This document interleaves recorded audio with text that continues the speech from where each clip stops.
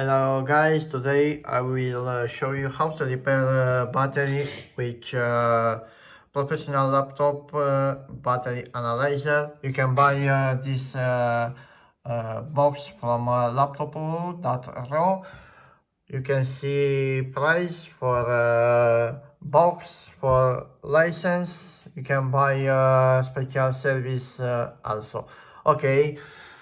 First to repair, you need to charge this cells. I just do this already. Okay, now I will read the battery with interface. You can see battery is locked now. For that, need to reset battery now. I just go to tab reset. I will get new reset, read the battery. Next, you can see just detected firmware from battery is Apple firmware. Now I will next.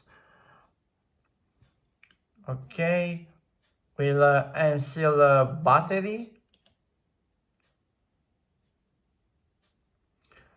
With a read chip info, you can see permanent failure status is 6000.